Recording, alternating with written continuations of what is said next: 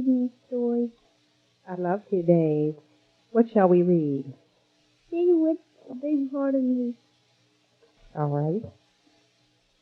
Up at Lake Winnebago, the far northern shore, lives a huge herd of moose, about 60 or more, and they all go around in a big, happy bunch, looking for nice, tender moose moss to munch. Up at Lake Winnebago one day, they were lunching, just strolling along and enjoying their munching, for the moose moss that day was especially fine. When it happened that Fidwick, the last moose in line, saw a bingle bug sitting. The bug called out, "Hey, it's such a long road, and it's such a hot day. Would you mind if I rode on your horns for a way?" "Of course not," smiled Fidwick, the big-hearted moose. "I'm happy my antlers can be of some use. There's room there to spare, and I'm happy to share. Be my guest, and I hope that you're comfortable there."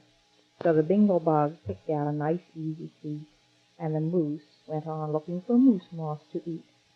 Well, an hour or so later, the bug heard a squeak, and he heard the small voice of a tree spider speak. "I say," said the spider, "you've got a fine place. That moose seems quite friendly, has such a nice face. If I got on too, do you think you would mind?"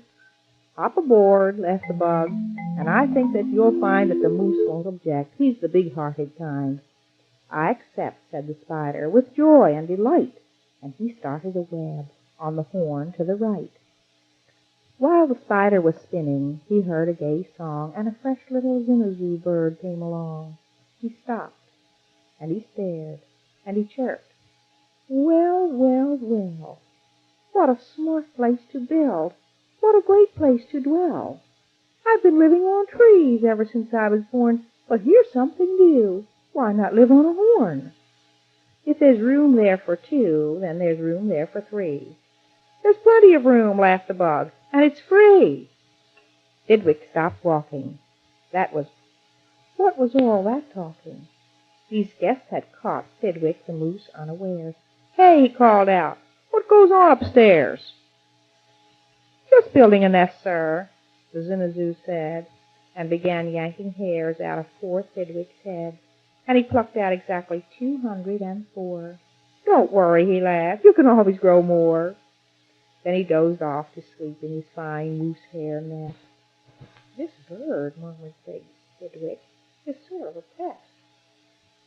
But I'm a good sport, so I'll just let him rest, for a host above all must be nice to his guests.